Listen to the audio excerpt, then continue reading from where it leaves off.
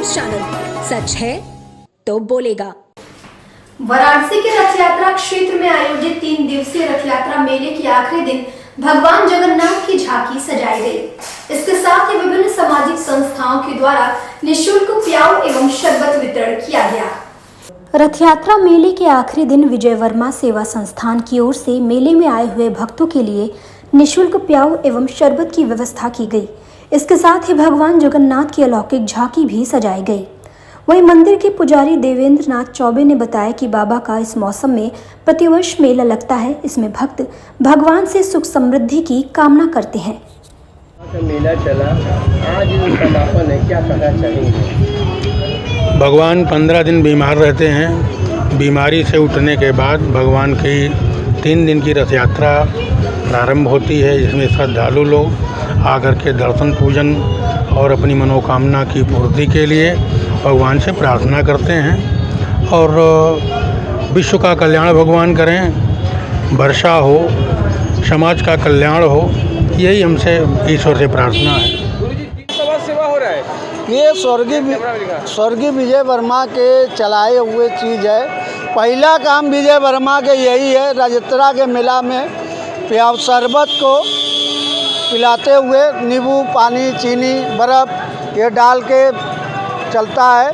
अब विशाल गर्मी है, इसीलिए ये और जो है 2 बजे से चल रही है।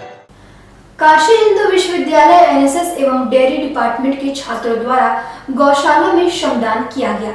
श्रमदान में छात्रों ने गौशाला में साफ सफाई करते हुए गायों की सेवा की। इसके उपरांत सभी ने अपने आसपास के वातावरण को स्वच्छ रखने की शपथ ली। वातावरण को हरा भरा रखने के उद्देश्य को लेकर एनएसएस के छात्रों ने यह संकल्प लिया कि हर रविवार को गौशाला में एनएसएस के छात्रों द्वारा श्रमदान किया जाएगा। इसके साथ ही एनएसएस के कार्यक्रम संयोजक बाला लखेंद्र ने ऐलान किया कि आज से डेयरी डिपार्टमेंट में एनएसएस की 2 इकाइयां घोषित की जा रही हैं, जिनके संरक्षण में यहां एनएसएस का कार्य चलेगा। इस दौरान छात्रों ने शपथ भी लिया कि हम हमेशा डेयरी डिपार्टमेंट को स्वच्छ एवं हरा भरा रखेंगे। डेयरी डिपार्टमेंट के हेड डीसी राय ने बताया कि हम डेयरी डिपार्टमेंट को और भी बेहतर करेंगे। एनएसएस इकाई जोड़ने के बाद हमें और भी बल मिलेगा और हम साफ सफाई के कार्यों में लोगों को जागरूक करेंगे। कार्यक्रम के उपरांत छात्रों ने गौशाला के मैदान में पौधा लगाने का कार्यक्रम किया। इस कार्यक्रम में विश्वविद्यालय और विश्वविद्यालय से संबंधित अन्य महाविद्यालयों से कुल 200 से अधिक छात्र छात्राओं ने हिस्सा लिया।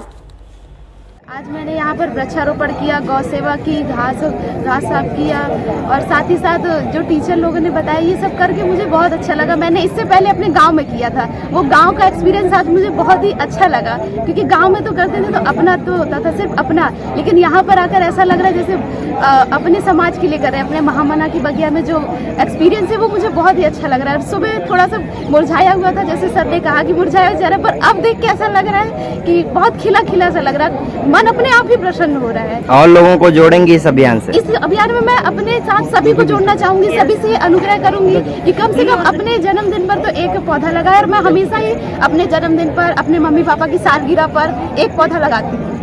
बच्चों ने श्रमदान किया। अभी हम सब काशी हिंदू विश्वविद्यालय के गौशाला में एकत्रित हैं। आप देख पा रहे होंगे कि पीछे हमारे लगभग 250-300 राष्ट्रीय सेवा योजना के स्वयंसेवक हैं। आज डेयरी टेक्नोलॉजी विभाग में राष्ट्रीय सेवा योजना की 2 नई इकाइयां गठित हुई है और आज सर ने स्वीकृति दे दी है, तो ये नई इकाई गठित हुई और सारे बच्चे आज गौशाला में आज इन लोगों ने गायों की सेवा की, गायों को नहलाया और जो गौशाला में गायों के द्वारा जो गोबर ये किया जाता है, उत्सर्जित किया जाता है, उसके कारण जो सड़कें गंदी हो गई थी और उन सबों को साफ किया।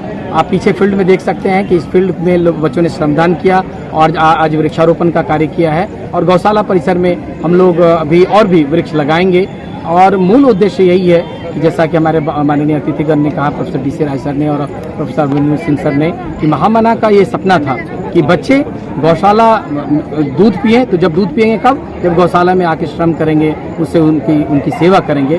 तो ये संकल्प आज से आरंभ हो गया है। महीने के हर रविवार को, पहले रविवार को बच्चे यहाँ आएंगे, गौशाला में श्रमदान करेंगे, गौशाला में हम पौधारोपण भी करेंगे और भी जो दूसरी सुविधाएं हैं हम उस पर काम करेंगे।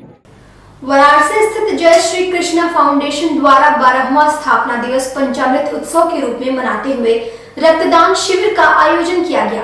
इसके साथ ही पंचामृत उत्सव 3 दिनों तक चलेगा और इस दौरान विभिन्न कार्यक्रम आयोजित किए जाएंगे। इसकी जानकारी संस्था के प्रमुख संजीव अग्रवाल ने मीडिया को दी। जय श्री कृष्णा फाउंडेशन के प्रमुख संजीव अग्रवाल ने पंचामृत उत्सव के बारे में जानकारी देते हुए बताया कि 3 दिनों तक पंचामृत उत्सव मनाया जाएगा। वहीं इस दौरान शहर के विभिन्न स्थानों पर अनेक कार्यक्रम आयोजित किए जाएंगे। इस संस्था के द्वारा वृद्ध आश्रम, कुष्ठ आश्रम, अनाथ आश्रम, जरूरतमंद कन्याओं का विवाह, जरूरतमंद बच्चों के लिए विद्यादान, स्कॉलरशिप सहित अन्य सामाजिक कार्य किए जाते हैं। 12वां स्थापना दिवस के अवसर पे हम लोग 3 दिवसीय पंचामृत उत्सव के नाम से स्थापना दिवस को सेलिब्रेट करने जा रहे हैं, जिसमें हम लोगों ने सामाजिक, धार्मिक और सांस्कृतिक कार्यक्रमों के समायोजन करके हम लोगों ने इस पूरे आयोजन को व्यवस्थित किया हुआ है। क्या क्या कार्यक्रम कर रहे हैं सर? सबसे पहले ब्लड डोनेशन कार्यक्रम से हम लोग चीज़ों को शुरू कर रहे हैं और ब्लड डोनेशन कार्यक्रम में हम लोग 100 यूनिट ब्लड देने की बात कर रहे हैं। पंडित दीनदयाल हॉस्पिटल के सहयोग से शुभम बनारस हॉस्पिटल सिगरा पे हम लोग इसको करने जा रहे हैं। उसके बाद रंगारंग कार्यक्रम श्री नागरी नाटक मंडी कबीर चौरा पे है, जहाँ पर बहुत ही ख्यात तबला वादक पंडित प्रद्युत मुखर्जी दादा उसमें आएंगे और तबला के साथ साथ वो गाल बहुत अच्छा बजाते हैं। सभी लोग देखेंगे तो बहुत अच्छा लगेगा।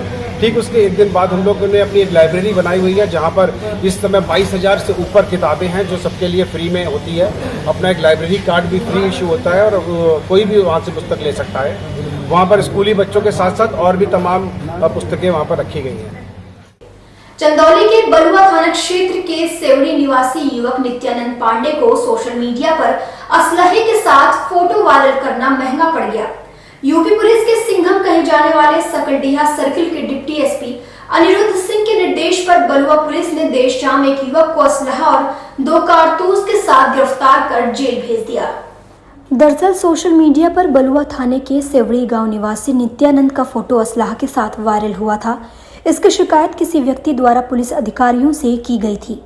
एसपी अंकुर अग्रवाल के निर्देश पर डिप्टी एसपी अनिरुद्ध सिंह ने बलुआ पुलिस की मदद से मथेला पुलिया के समीप कैलवार रोड से वाहनों की जांच के दौरान आरोपी को गिरफ्तार कर लिया।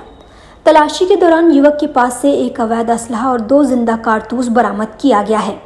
अभियुक्त नित्यानंद पांडे ने बताया कि धानापुर थाना के करी गांव निवासी सुनील यादव उर्फ बकाटू व देवरापुर निवासी अरुण यादव दोनों मित्र हैं। तीनों लोग एक बारात में गए हुए थे, जहां सुनील यादव का कट्टा लेकर फोटो खिंचवाया था, जिसका फोटो अपने दोस्तों को व्हाट्सएप पर भेजकर भौकाल बना रहा था। पुलिस के अनुसार दोनों मित्र लूट के मामले में जेल भी जा चुके हैं।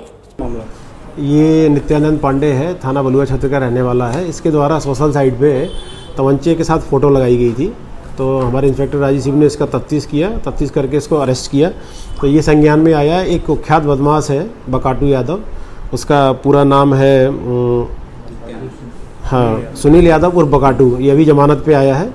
इसने ये नया सदस्य इसको जोड़ा था। जैसे होता है ना कि क्रिमिनल अपनी गैंग बढ़ाने के लिए इस तरह के लोग खोजते हैं, उसमें का ये कि ये सदस्य है। दारू के ठेके पे झगड़ा करना, फ्री में दारू लेना, कट्टा लहरा देना, इस तरीके का इसको एक शौक लगा के अपराध में नया लाने का प्रयास किया था। उसके द्वारा ये पकड़ा गया है, आज गिरफ्तार करके जेल भेजा जा रहा है। वाराणसी के पिंडरा बाजार में भारतीय जनता पार्टी के द्वारा बूथ सशक्तिकरण अभियान की बैठक का आयोजन किया गया। इसके साथ ही लोगों को सरकार द्वारा चलाई जा रही विभिन्न योजनाओं के बारे में भी अवगत कराया गया। पिंडरा विधानसभा से विधायक अवधेश सिंह की अध्यक्षता में पिंडरा बाजार में भारतीय जनता पार्टी के द्वारा बूथ सशक्तिकरण अभियान की बैठक का आयोजन किया गया। इसी क्रम में विधायक अवधेश सिंह ने बताया कि पार्टी संगठन के आदेश के बाद बूथ सशक्तिकरण अभियान की बैठक का आयोजन किया गया है। इस बैठक के माध्यम से पार्टी यह जानना चाहती है कि जिन बूथों पर विधानसभा चुनाव के दौरान वोट कम मिले हैं, उसी को जानने के लिए मंडल अध्यक्ष, बूथ अध्यक्ष, गांव के प्रधान सहित ग्रामीण लोगों के साथ चर्चा की गई है और उन्हें सरकार की विभिन्न योजनाओं के बारे में अवगत कराया गया है। भारतीय जनता पार्टी संगठन की तरफ से हमारे सांसद जी, हमारे जितने भी विधायक हैं, इन सब लोगों को जिन जिन बूथों पर वोट कम मिला है, हमारा संगठन यह जानना चाहता है कि क्या कारण है। विधायक की कोई कमी है, सरकार की कोई कमी है, कौन सी ऐसी कमी है जिसके कारण वोट वहाँ उस बूथ पर कम मिला है।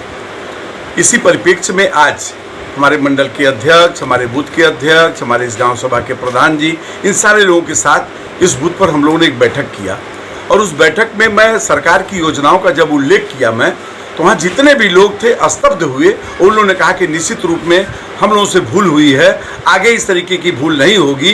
तो हमने यही निवेदन अपील किया कि आगे हम लोगों का चुनाव आने वाला है, उस चुनाव में इसकी पुनरावृत्ति आप लोग न करें। मैं समझता हूं कि इस तरीके का सारे लोगों ने आश्वासन दिया, एक स्वर से भारत माता की जय बोलते हुए, नरेंद्र मोदी जिंदाबाद बोलते हुए सारे लोग, चाहे वो मुसलमान हो, चाहे हिंदू हो, चाहे दलित हो, किसी भी समाज के लोग, सारे लोगों ने एक स्वर से कहा कि आदरणीय नरेंद्र मोदी जी के नेतृत्व में, आदरणीय योगी जी के नेतृत्व में निश्चित हम सब लोग एक साथ होकर के देश और प्रदेश को मजबूत करेंगे। उत्तर प्रदेश के मिर्जापुर से एक दर्दनाक सड़क दुर्घटना सामने आई है, जहां एक टैंकर की चपेट में आने से एक बाइक सवार गर्भवती महिला की मौत हो गई, जबकि उसका पति और एक बालिका बाल बाल बच गए। मिर्जापुर के कटरा कोतवाली के चितावनपुर गांव निवासी छोटू हरिजन अपनी पत्नी पत्ती देवी व पुत्री रिया को लेकर पत्नी के मायके त्रिभुवनपुर गया था, जहां से वापस घर लौटते समय मिर्जापुर त्रिमोहानी से मिर्जापुर की तरफ जैसे ही बाइक मोड़ा, प्रयागराज से वाराणसी की तरफ जा रही तेज रफ्तार टैंकर की चपेट में आ गया। इस दौरान पत्नी की मौके पर ही मौत हो गई, वहीं रिया को मामूली चोट लगी है और पति बाल बाल बच गया।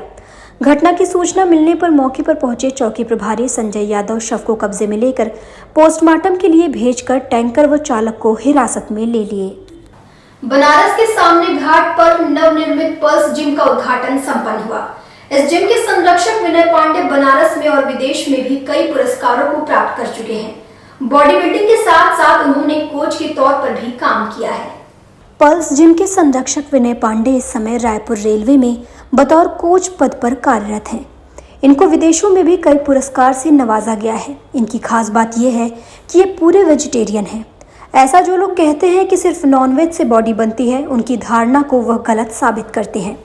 जिम खोलने के उद्देश्य के विषय पर बात करते हुए उन्होंने बताया कि युवाओं में स्वास्थ्य के प्रति ऊर्जा भरने के साथ साथ आज के समय में तमाम ऐसी बीमारियां हैं जिन्हें वो अपने जिम के माध्यम से दूर करना चाहते हैं। आज हमने अपनी चौथी ब्रांच जो कि बनारस में पल्स जिम के नाम से उद्घाटन किया है और बनारस की जनता को स्वस्थ करने के लिए एक कदम आगे बढ़ाया है। अगर उनका साथ है, उनका प्यार है, तो हम निश्चित ही बनारस को स्वास्थ्य के रूप में एक अलग आयाम और एक अलग पहचान प्रदान करेंगे। बनारस एक बहुत बड़ा शहर है आबादी के लिहाज से, और उस हिसाब से जिम की जो आवश्यकता है वो बहुत ज़्यादा है। और मेरा हमेशा से मानना है कि सबसे अच्छा जिम वही जो आपके सबसे पास में हो। सामने घाट में एक बहुत अच्छे जिम की बहुत लंबे समय से ज़रूरत थी, जो कि इन्होंने पूरा किया है। अच्छी बात यह है कि अभी बिल्कुल ब्रांड न्यू है, मशीनें नहीं हैं। विनय जी खुद बहुत अच्छे एक बॉडी बिल्डर रहे हैं, इनके जो कोच हैं वो बहुत अच्छे बॉडी बिल्डर हैं।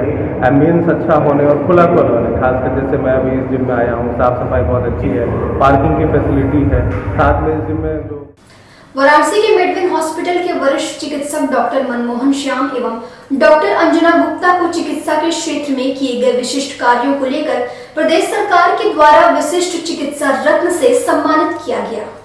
राष्ट्रीय चिकित्सक दिवस के अवसर पर आयुष्मान योजना के तहत कार्य करने वाले वाराणसी के मेडविन हॉस्पिटल के वरिष्ठ चिकित्सक डॉक्टर मनमोहन श्याम एवं डॉक्टर अंजना गुप्ता को विशिष्ट चिकित्सा रत्न उत्तर प्रदेश सरकार द्वारा सर्टिफिकेट ऑफ रिकॉग्नाइजेशन से सम्मानित किया गया। इस कार्यक्रम के दौरान प्रमुख रूप से SJPGI Lucknow, KGMU Lucknow, GSVAM medical college Lucknow, BHU heritage medical college के चिकित्सकों सहित प्राइवेट हॉस्पिटल के विशिष्ट चिकित्सकों को भी सम्मानित किया गया। वहीं कार्यक्रम के दौरान आयुष्मान योजना की CEO संगीता सिंह ने कहा कि बहुत जल्द ही लगभग 2 सप्ताह के अंदर प्रदेश भर के समस्त राज्य कर्मचारियों और पेंशन धारकों कर्मचारियों को भी आयुष्मान योजना के अंतर्गत लाभ मिलने जा रहा है, जिसमें लाखों की संख्या में आयुष्मान योजना के लाभार्थियों की संख्या बढ़ जाएगी। अतः हॉस्पिटलों को इस नई चुनौती को स्वीकार करते हुए और भी मनोयोग से सेवा करने के लिए तैयार रहने के लिए आग्रह किया जाता है। यह भारत सरकार द्वारा संचालित पृथ्वी की सबसे बृहद स्वास्थ्य योजना जन आरोग्य योजना प्रधानमंत्री आयुष्मान भारत योजना की प्रदेश इकाई साशीज द्वारा उत्तर प्रदेश सरकार के अंतर्गत आती हैं। उनके द्वारा यह अवार्ड हम लोग को प्रदान किया गया। पिछले कई वर्षों की आयुष्मान भारत योजना में हमारी कार्यशैली को देखते हुए गुणवत्तापूर्वक जो कार्य किया गया, मरीजों की सेवा की गई और नंबर ऑफ केसेस किए गए, उन सब के आधार पे यह हम लोगों का चयन हुआ था। पूरे बनारस में हम प्राइवेट हॉस्पिटल में इकलौते थे।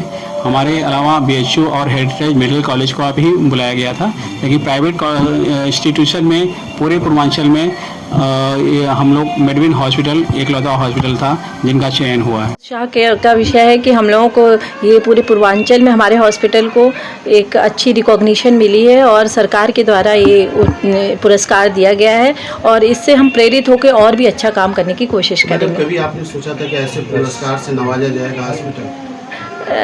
हम शुरू से ही बहुत अच्छा काम करते रहे हैं और करते रहेंगे भी। कोरोना काल में भी हम लोगों ने सबसे आगे आके काम किया था, तो ये हमारे लिए बहुत उत्साह का विषय है कि हमें ये पुरस्कार मिला है।